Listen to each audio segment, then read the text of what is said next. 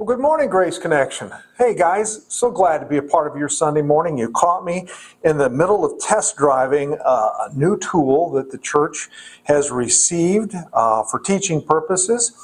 And for those of you who are fiscally conservative or conscientious, don't worry. The gift for this came from an outside source. As a matter of fact, not only did that outside source pay for this tool, it also purchased that tool for the church as well. So it didn't come out of our general budget, but this looks like it's going to be something that's wonderful to play with, something that will help us immensely and hopefully be integrated into our system in the next couple of weeks. Hey, listen, before we get to our worship service this morning, a few announcements. As always, guys, we're so thankful. We want to say congratulations to Sam and Griffin on the birth of their daughter, Morgan. So glad that she is a part of our services, a part of our church family now. And so we look forward to watching her grow up. Next, but not least, there is prayer services at the Sunnybrook Park. I believe this next one is Wednesday, July 29th at 6:30 to 7:30 on the north side of the park. You're looking for Nicole Indris and her group out there. So I look forward to participating with you in that way. And then obviously not last or least, but we have the, what is it called? Let me look. Supper Club, Friday, July 31st. At 6 o'clock at Pizza Ranch in Perham. And then, guys, for the last announcement today, those of you who are interested, I always think something that we're going to put out there that's not going to be popular, it is. A lot of you want the t-shirts that the church produces every year. And so there's a sign-up sheet in the back in the fellowship hall for you to sign up. Give us your size. I think the cost of the t-shirt's like $15. So if you're interested in that, please sign up. Let us know what you want. Guys, that's all I have for this morning as far as announcements goes. I'm going to keep giving this thing, putting it through its paces. Pastor Don, would you come and lead us in prayer?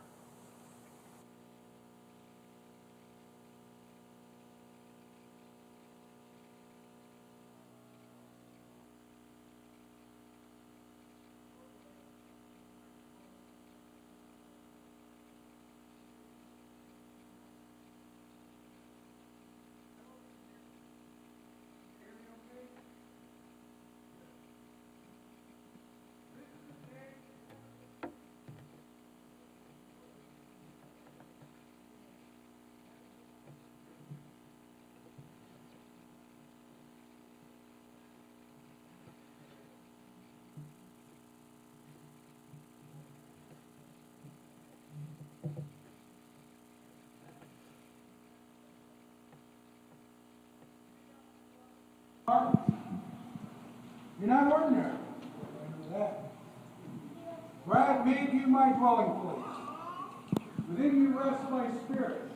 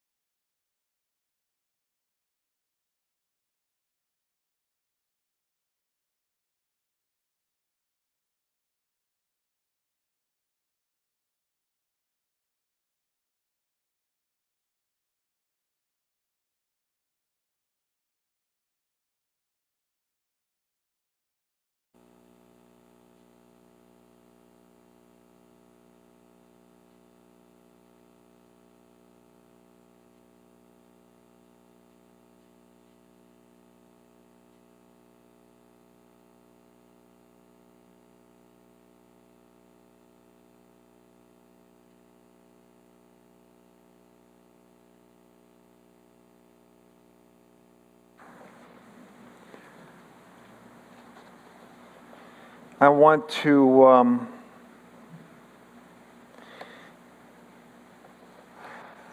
take this psalm and I want to read it in its entirety. I think it's only 17 verses, so it's not a terrible amount. Like any story, whether it's written or on screen or whatever the case may be, you're looking for, when you read a story, a pivot point. Okay, you're looking for that hinge, that linchpin moment where things turn. You're getting information. You're not certain if this is exactly what the story is, so you're looking for that one little giveaway that you go, I think I figured this out, right? Kim does not like watching movies with me because that's my goal, right? She enjoys the movie. I figure the movie out.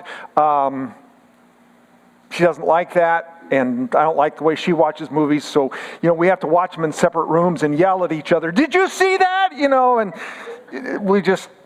that's just the way we are. So Psalm 90 has a very, very obvious turning point in it.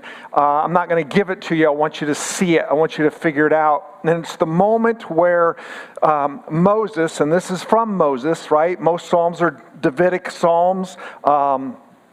This one is something that they've recorded, or Moses recorded for himself years ago, and now during David's time it gets put into the book of Psalms. And he has just this crisis, this moment where he says, God, this is what I'm experiencing, this is what's happening to me, and this is what I want. When you see that, that's that pivot moment, and it's kind of makes the sermon or the message, the psalm itself. So let's just jump in here. Remember that Moses at the time that he is writing this, he is about 120 years old. Okay, so he is an old man.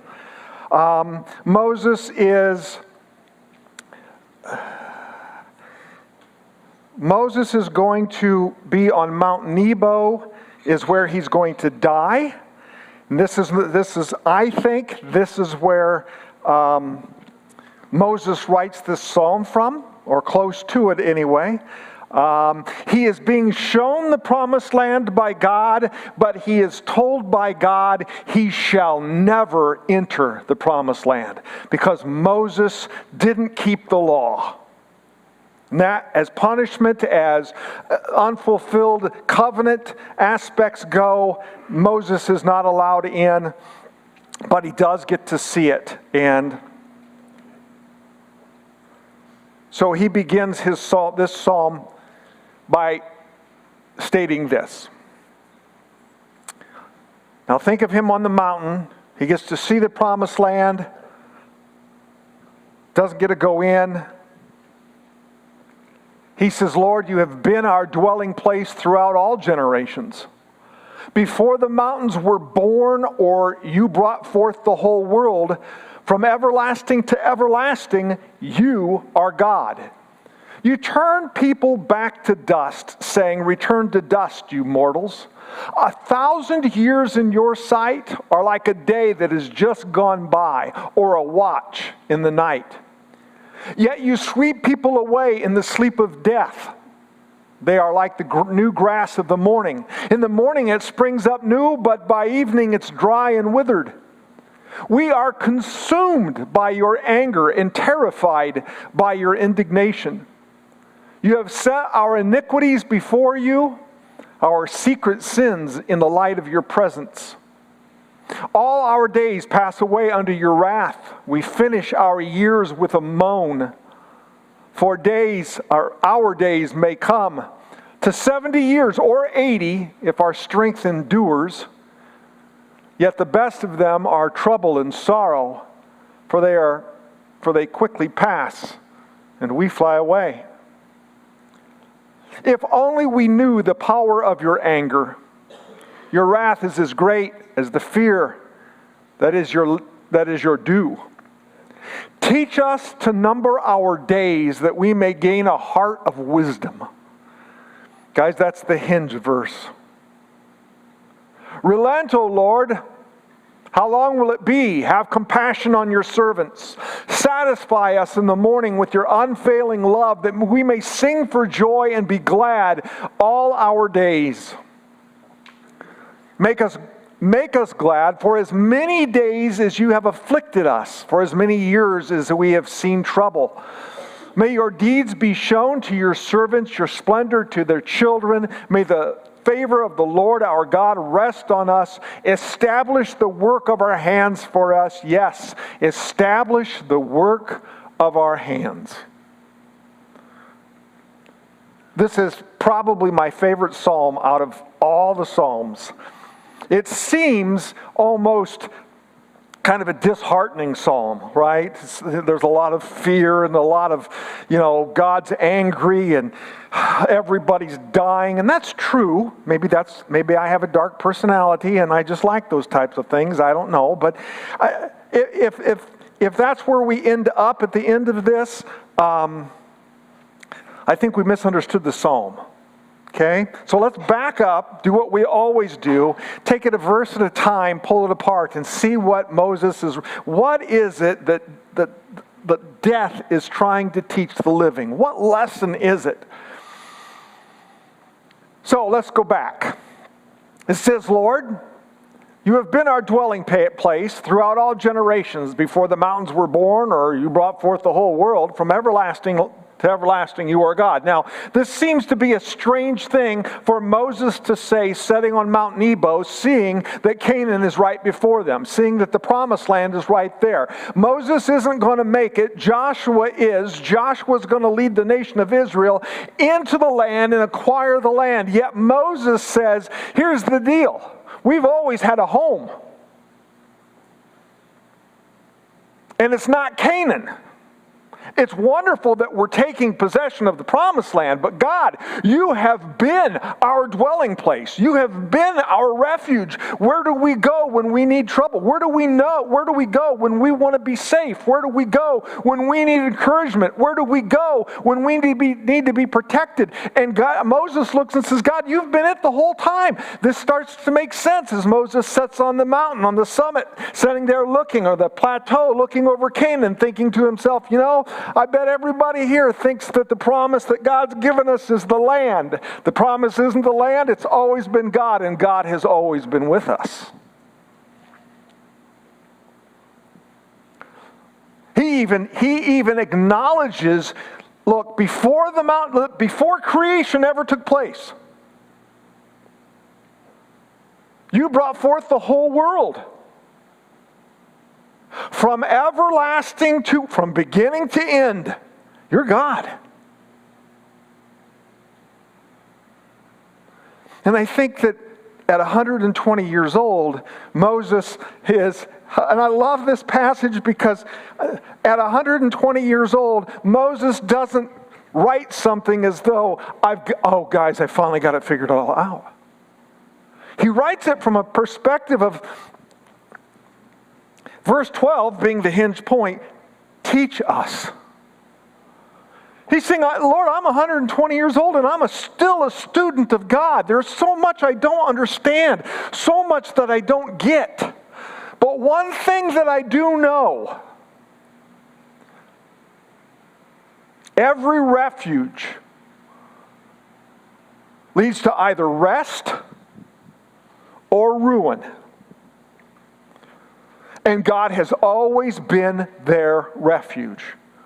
He's always been there as a refuge, okay? There are times where Israel will choose another place of hiding besides God.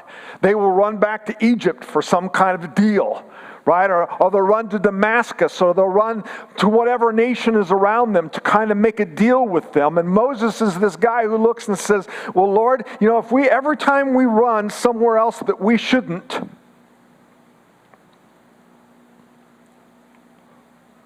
we find out The hiding in you is by far better than any place else. Can you imagine the first lesson they had when they were taught that God was their refuge, right? He leads them out of Israel.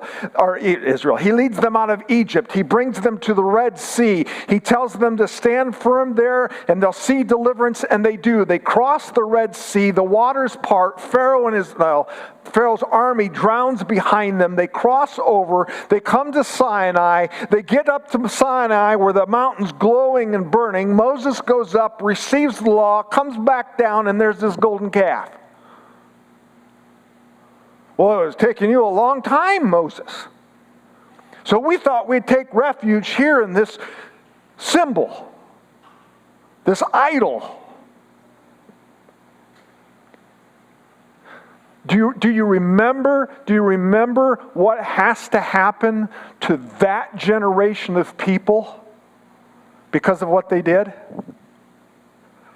Do you know why it has taken Moses from 80 to 120 to get to the promised land? Because that whole generation had to die off out in a wilderness.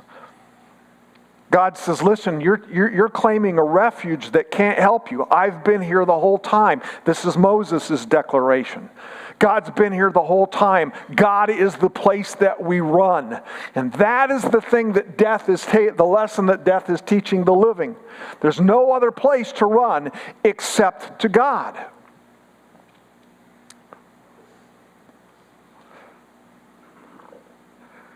Now, the refuge of God, obviously, did not keep them from danger. It kept them through danger. This is the tough part for me, where I start thinking about these things. I say to myself, okay, Lord, if you're my refuge and I run to you, then I am completely safe within you. Yes, and that is true, but that doesn't mean that I'm never going to be touched by something bad. It doesn't mean that what's coming after me may not have an impact in my life. And if it does, it's because in that moment it's supposed to. But God promises me that in the midst of the storm, right, when the disciples row out on the Sea of Galilee, because Jesus was their Lord and Savior, doesn't mean that they didn't have a storm. They got through the storm.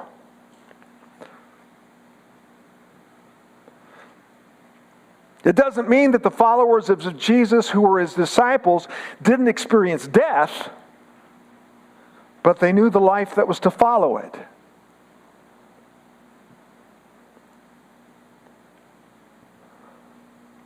So a refuge doesn't keep us from danger.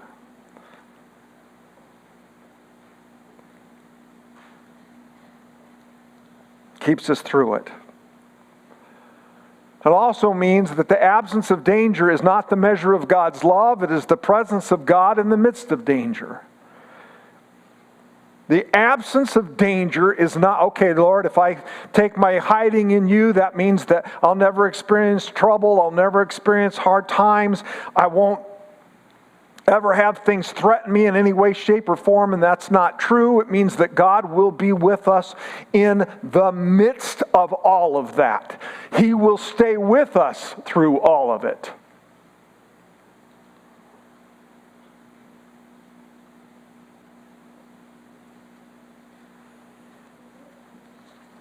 Do you ever think about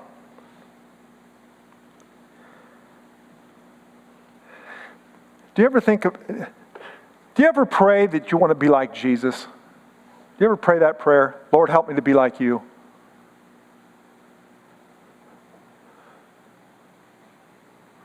I bet you pray that prayer. I pray that prayer. Do you know how long I pray that prayer?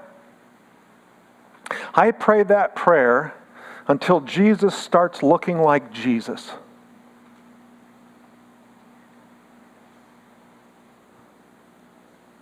God, help me to be like you. I want to be loving. I want to be kind. I want to be merciful. I want to be just until somebody ticks me off. See, when Jesus starts looking like Jesus, that's when I don't want to look like Jesus. I like the idea of looking like Jesus, But actually walking like Jesus?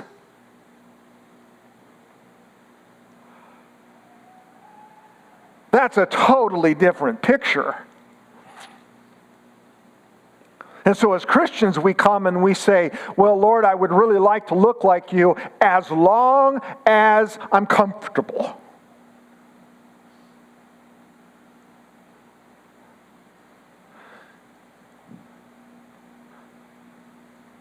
You ever read a book or hear a story about people taking this road trip and all the adventures that they go on, and you ever see the picture of Lewis and Clark floating in the canoe, and he's pointing out here like this, and you think to yourself, man, that would be great. Really?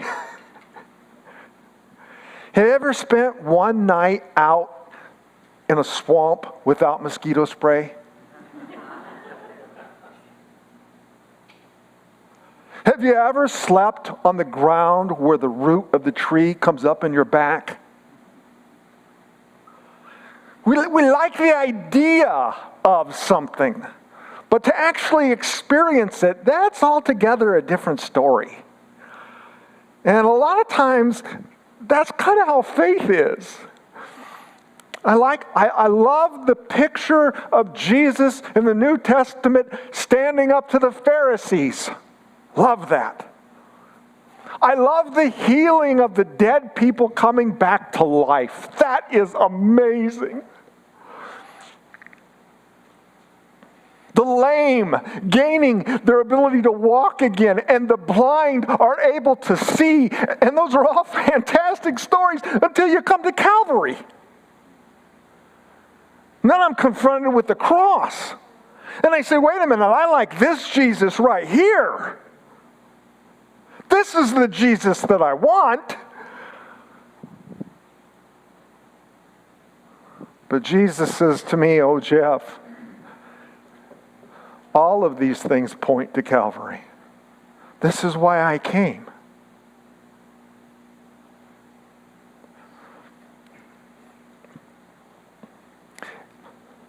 And the absence of danger at the cross is not the measure of God's love.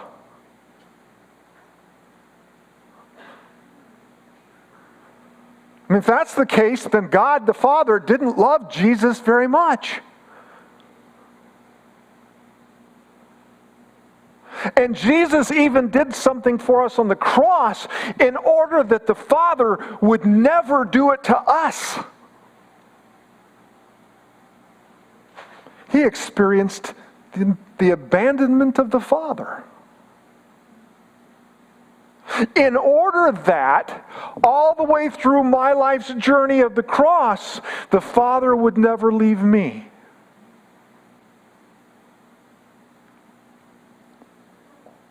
The absence of danger is not the measure of God's love. It is the presence of God in the midst of danger. Okay, moving on, he says, you turn people back to dust. Now this gets where it's really heavy. It's kind of like, I think God's just this mean ogre waiting to get us. That's not what's happening at all. So let's read it again and see if we can't understand it in the light that Moses sees it, okay? You turn people back to dust, saying, return to dust, you mortals. 1,000 years in your sight are like a day that has just gone by, or like a watch in the night. Yet you sweep people away in the sleep of death. They are like new grass of the morning. In the morning it springs up new, but by evening it's dried and withered. We are consumed by your anger and terrified by your indignation. Okay, it sounds like Moses is like, if we make one wrong step, God's there to get us, right? It does sound like that. That's not what's happening. Let's finish this text and try and understand it. You have set our iniquities before you, our secret sins in the light of your presence. In other words, there isn't anything God doesn't see. He sees it all. All our days pass away under your wrath. There's another term, wrath. Man, we finish our years with a moan. We'll talk about that in a little bit. Our days may come to 70 years or 80 if our strength endures. Now this is a 120-year-old man telling us, hey, look, the average lifespan of a human being right now is 70 to 80, okay? That's because he's watching everybody die in the wilderness. And even an old man, 70 or 80, that's about it in the wilderness. It's pretty good. He says, yet the best of them are but trouble and sorrow, for they quickly pass and we fly away. If only we knew the power of your anger. Your wrath is as great as the fear that is your due. Okay, now let's try and understand this, because my goodness, I would stop right here in my faith and say, wow, God's out to get me. There's nothing I'm going to do right, and he's going to nail me in the end anyway, so what's the difference? Okay, here's number 2. He's saying, Lord, illuminate my understanding until the illusion loses its power. Lord, illuminate my understanding until the illusion loses its power. Because Moses is sitting here and he's watched all of these people. Guys, we're talking about 2 to 3 million people on a conservative basis. If you're looking at it from less conservative mindset, some scholars will go as high as 6 million people who left Egypt. I don't think that really matters whether or not we get the numbers right. I'm just telling you, let's take it somewhere between 3 and 6 million. It doesn't really matter. The point is that they left Egypt thinking to themselves that nothing was about to change, and everything changed for them. Because mankind only lives so long on this earth no matter what. And Moses is asking God for him to help him understand what life is all about, in order that this illusion of life and death will pass him by and he'll be able to understand things better. Because in the very next verse, which is verse 12, he asks God to help us number our days so that we might gain wisdom. Moses is saying, God, help me understand things from a right perspective so that I can live my life the way that I'm supposed to live it. Now, I'll back up, a little bit. You turn people back to dust, saying, return to dust, you mortals. Okay? Now, I'm going to take us down this stairwell of descent, okay? Oftentimes when we walk this way on our own, we think that we're climbing the ladder of success, we're climbing the corporate ladder, as it were, and we're going to be something. And Moses he gets to this point where he's 120 years old. He sits on the mountain and he realizes what's happening. He's saying, people aren't going uphill, they're actually going down deeper. So let's see what he does. He says, you turn people back to dust, right? Here is what Moses is saying. He's looking at this and he's saying, most people, even Moses, starts out life thinking that we are permanent. We are invincible, right? When you're 20 years old, when you're young and you see all of life before you, you think that, man, you've got it. You're never gonna die. You don't even think about those types of things. That's what happens to other people. And even if it does, it's way, way, way, way off. Moses is sitting here. He's looking at Canaan. He knows he can't go in. Even a 120-year-old man who looks and says to us, man, life goes fast. And there's this illusion that people have that somehow we're going to live forever. And Moses is saying, nope. We came from dust. We're going to return to dust. I'm not permanent. Now look at what he says. 1,000 years in your sight are like a day that has just gone by, or like a watch in the night. Okay, we're not talking like a watch in the night, right? We're talking like a 3-hour period or a 6-hour period. He says, man, it's all over with. It's gone. Yet you sweep away people in the sleep of death. Okay, I thought I was permanent, but do you realize how fast time goes? See, he's not declaring something negative about God here. He's not looking and saying, oh my goodness, God's out to get us. He's saying the reality of the way life works is people think they're permanent, and we're not. From dust we came, to dust we'll return. Then he says, time goes by so fast. 1,000 years in God's sight's like a day that's gone by. A watch in the night. You sweep people away in the sleep of death. They're like new grass of the morning. In the morning it springs up new. By evening it's dried and withered. Right? In other words, we move from, well, I'm permanent, to maybe I'm not, okay, maybe I'm not permanent, but I have plenty of time. Moses says, look, not only did we come from dust and to dust we'll return, we're not permanent. 1,000 years is nothing.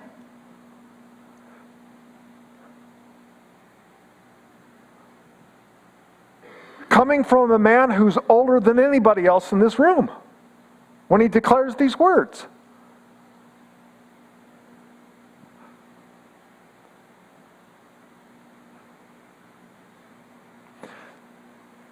It was funny when you're younger. I used to watch. I've had this conversation with my family as well, but I listened to my parents have this conversation, specifically my dad. And you know, my dad, when he was 40 years old, he used to say, "Well, listen, I don't want to live to get to be like this."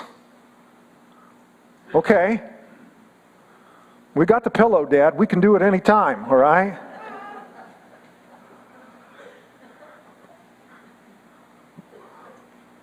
And then, you know, for him, diabetes set in. And he got to 50. Well, I don't want to be like this when I'm older. I want the Lord to take me.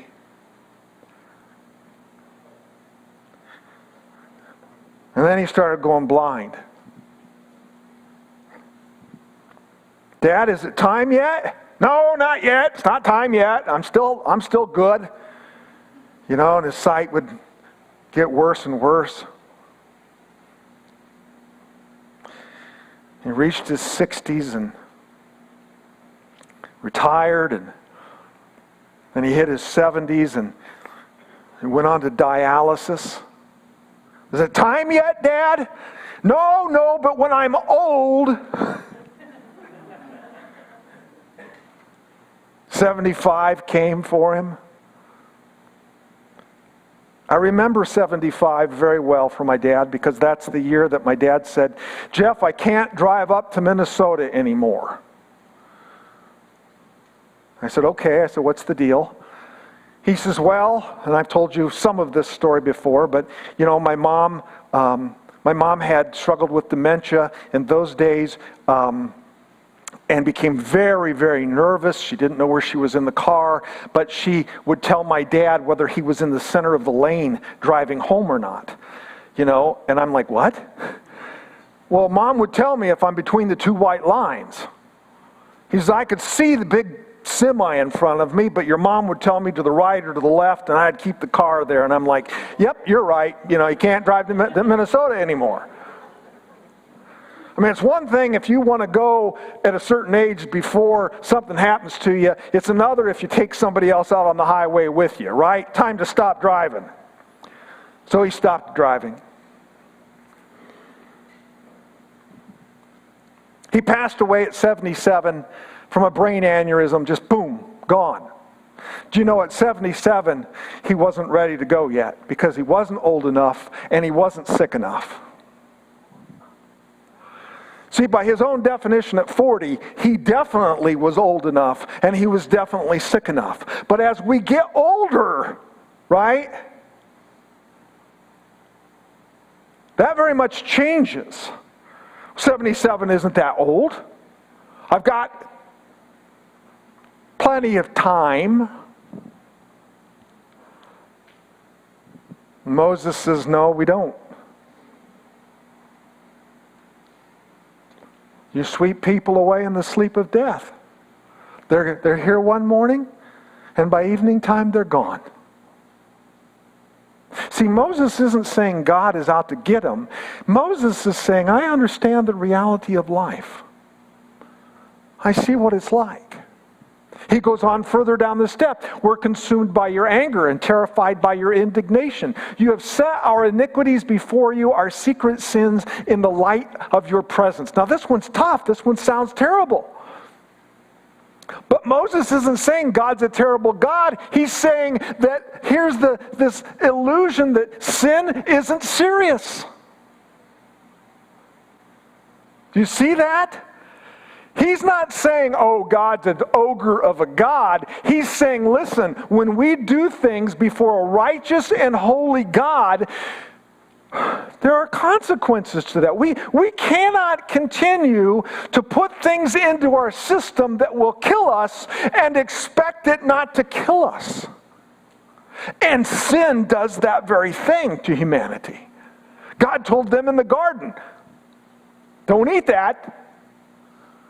For in the day that you do, you will surely die.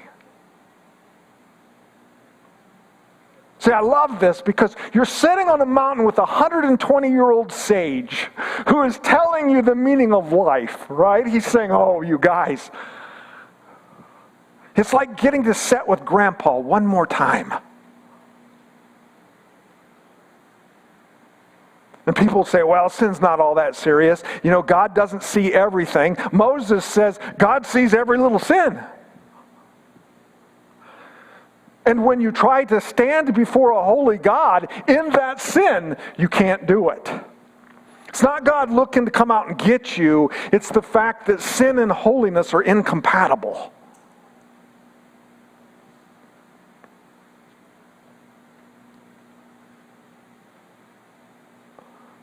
All our days pass away under your wrath. Now, guys, he's not saying that God's out to get him. He is saying, I have sat for 40 years in the wilderness. Okay? So let's roughly use the 3 million people that left Egypt with him. Okay? 3 million people. That means every day in Israel. Now, this is just general, okay? Because it didn't happen, I don't think it happened every day like this, but if you're just doing the math, let's just do the math. That means every day 41 people in Israel would die. For the next 40 years, 41 people would die every day in the wilderness. So Moses is stopping the caravan. He's stopping wherever it is they're going or wherever it is they're camping, and they're putting their people, burying them. And Moses now knows that for the next 40 years, he has to do this every day.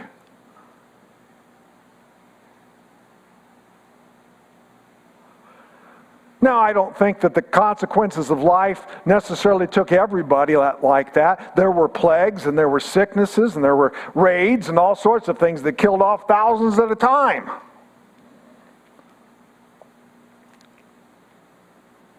But he says, all our days pass away under your wrath, right? We've been here 40 years. God, when's this going to let up, right? 40 years of us being punished for breaking the covenant. And he even says, we finish our years with a moan. Okay, guys, if you have not yet experienced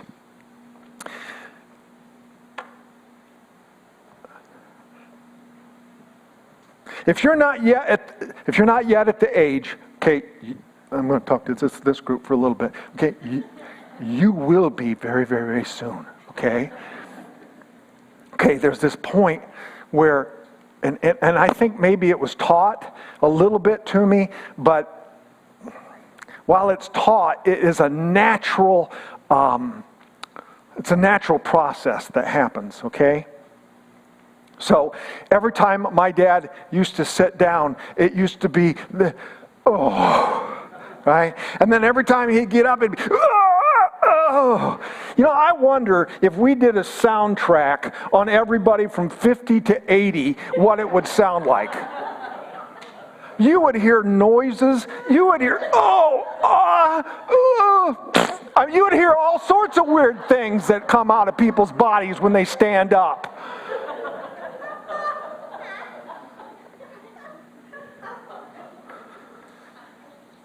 That happens when you get older. It's just, listen, do you know the difference between a man and a woman, right? You do.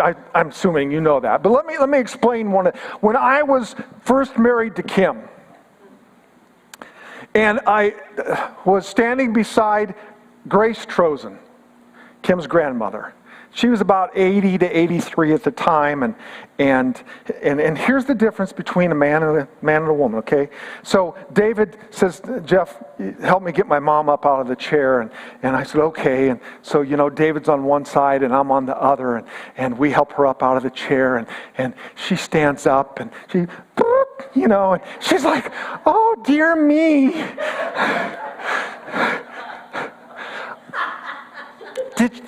Did you hear that? And I'm like, "Hear it, lady, my hair's parted on the, Here's the difference between a guy and a woman. A woman will stand up and say, did you hear that? And a guy will stand up and say, "Did you hear that?"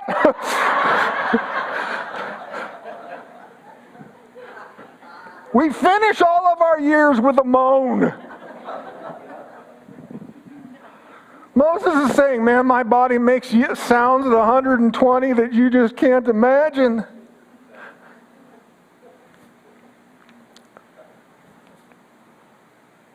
Our days have come to 70 years, 80 if our strength endures, yet the best of them are but trouble and sorrow, for they quickly pass and we fly away.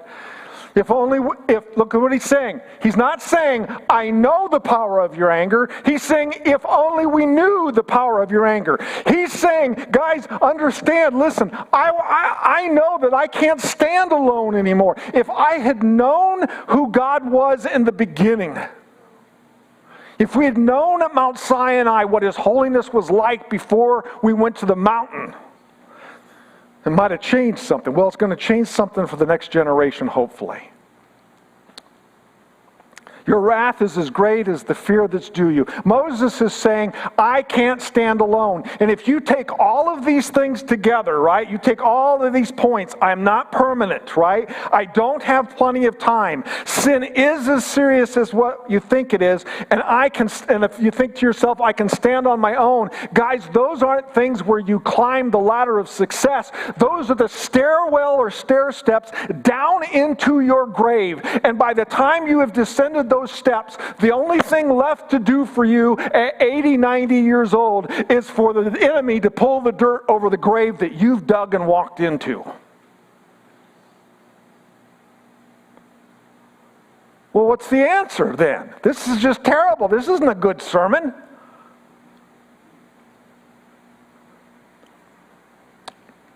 Teach us to number our days, that we may gain a heart of wisdom. Relent, Lord, how long will it be? Have compassion on your servants. Now look at this. This is where the wording gets really interesting. Satisfy us in the morning with your unfailing love, that we may sing for joy and be glad all our days.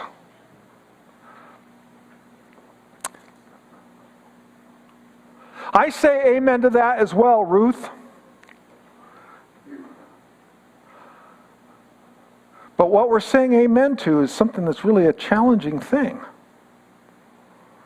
He says, look at what he says, okay? He's going to say, satisfy us in the morning. First of all, relent. Then he's going to say, satisfy us in the morning. Well, what does that mean? How is your definition of being satisfied and my definition of being satisfied are two very different things, probably. I have come to the stage in life where I'm satisfied when it's quiet in the morning, the birds are singing, and the cup of coffee is good.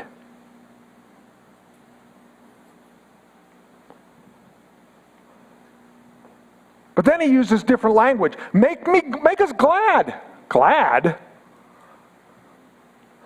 Make us glad for as many days as you have afflicted us, for as many years as we have seen trouble. In other words, what?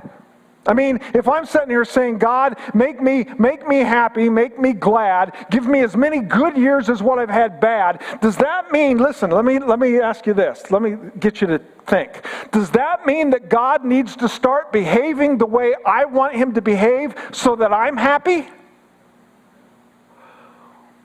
Then reverse it. What needs to happen?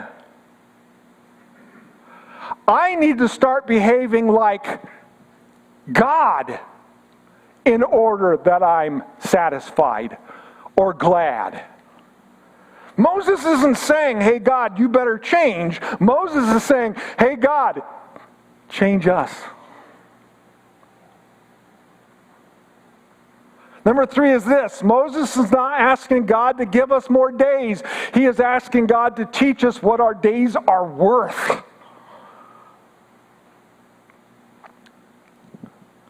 Lord, for the same number of days that we've been afflicted, transform our hearts so that we can live with you in a way where we are glad in your holiness.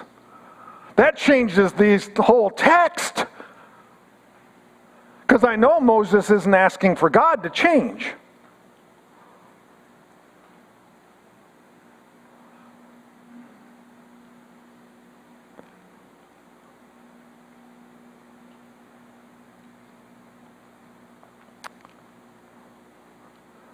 I think Moses is asking, Lord, may your grip on me be stronger than my resistance. Make me glad, Lord. Listen, don't give up on me. Don't quit. I know that we've been a rebellious, stubborn, bullheaded group of people, but I'm asking you, Lord, to make us glad. I'm asking you, Lord, to satisfy us. Do you know, I think that's Moses saying, Lord, I know we have not been faithful people. This changes the whole text. This is not Moses looking at God as an angry, unrelenting, mean God. This is Moses looking at his people and saying, if I've learned anything in the 120 years, well, okay, in the 40 years that I've been with God, right? He left Egypt at 40, spent 40 years in the wilderness, 80 to 20 led the people out, made it to Canaan. So over 80 years of his life, if Moses can say anything, it's not that God's been mean, it's that the people have been unfaithful. And he says, God, change me. Oh, my word. See, when I say, make me glad, satisfy me, and I make that a prayer, and you make that a prayer, we are not saying, hey, God, make me comfortable. Hey, God, give me good things. Oh, Lord, I just pray for a vacation. I told Kim the other night, I said, I'm laying in bed, and I said, I think 6 months. I started with a year, but then I thought, yeah, I know me. Let's do a year. I said, let's do a year on a yacht in the Caribbean. And then she says, well, can we do the Mediterranean? I said, well, maybe 6 months now. I would go nuts after 6 days probably. See, Moses isn't saying, God, give me the vacation of my dreams. He's saying, God, you're going to lead us into the promised land. I'm not going to be there. And Moses at 100, this is even more amazing to me. Moses at 120 years still says, teach us, not teach them. He's going to die. Well, he's going to transition. Okay? He's not going to live in his body anymore. If you know anything about the New Testament, you know Moses was at the Mount of Transfiguration, so Moses didn't die. But he still says, teach us. He still lists himself among the people. I still need to learn these things. And I pray that your grip is stronger on me and on us than the resistance that we give. He's not just asking to preserve Israel's history, but that God would transform their future.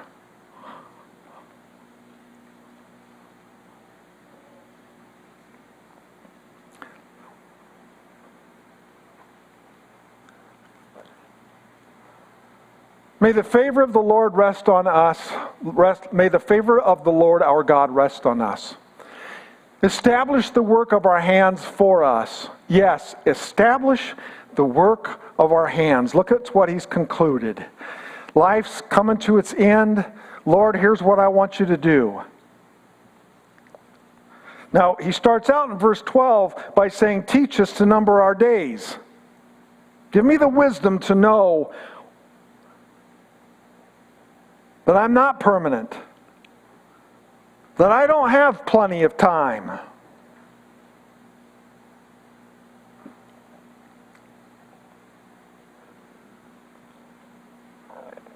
He says, so Lord, here's what I would ask you to do besides teaching us. I want you to establish the work of our hands for us. Yes, establish the work of our hands. Here's number 4.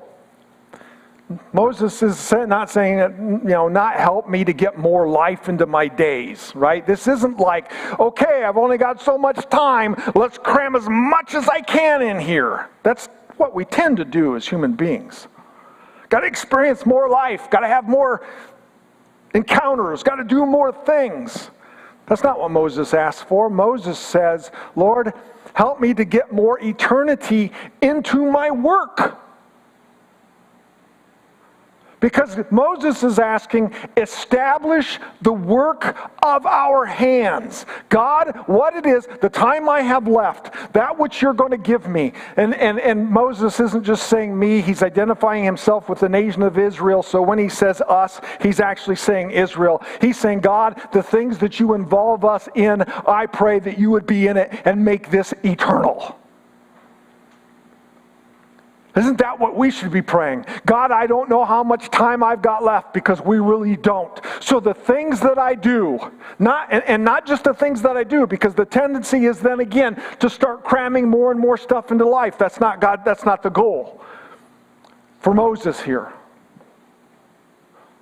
And it's not just a matter of prioritizing the things in life that are important, because if I do that, then I'm thinking to myself, God comes first, and what's after God? My family. Okay, Lord, I got to spend more time doing this with my family. Not necessarily, not if you're not putting eternity in it. All that is you're spending more time with your family.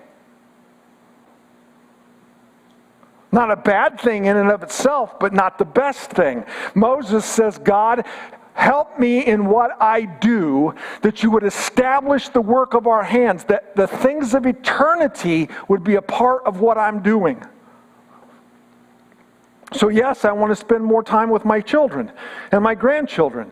But in the end, when I'm done and gone, I want to make sure that what I have invested in them carries on after I'm gone.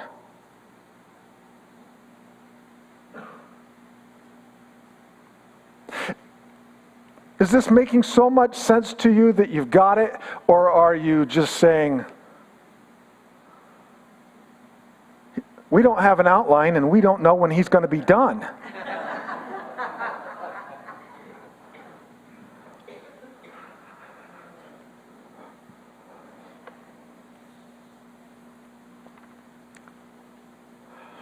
We tend to either demonize or idolize when everything really is about stewarding.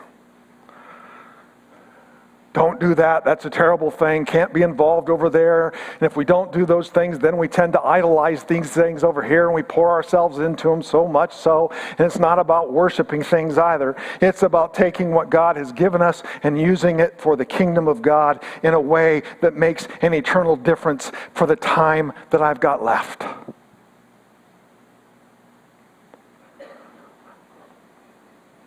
There you go. All said and done. Worship team, if you would come forward.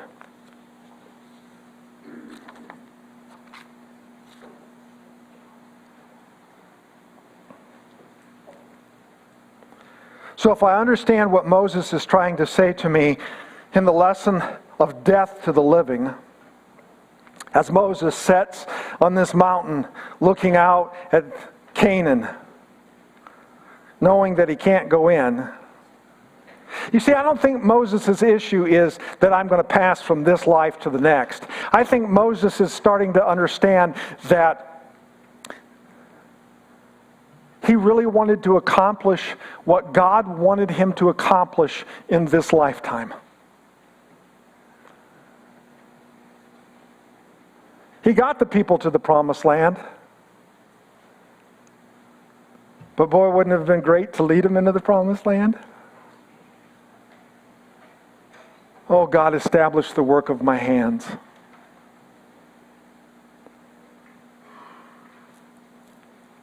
So from this day forward, what will you do that you will outlive, or that will outlive you? What will you do that will not simply count your days, but will make your days count? Can you answer that question to yourself? We've all got to pay the bills. We've all got to go to work. We've all got to do those things. We've all got to be in relationship, be it with our parents or our spouses or our children or whatever the case may be. All those things are good things. But what is it that you're going to do with those things that just don't count the days that you have left, but make the days that you have left count? That when you're long gone, your children are still living like you. And I can't tell you where I know I heard this just recently, and I don't know if I can quote it right. Give me a minute. Children aren't all that good at listening to their elders, but they are very good at imitating them. Children are not all that good at listening to their elders, but they are very good at imitating them. So in 20 years from now, when you're not here, and you think to yourself that your children may not have listened to you, that might be true that they didn't listen to you in that moment, but they will imitate what you did.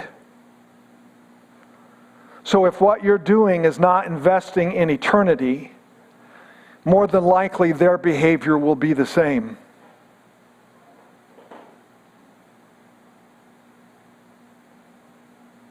What will you do today to stop counting the days you have left? And what will you start doing now that make those days count? Stand with us if you would.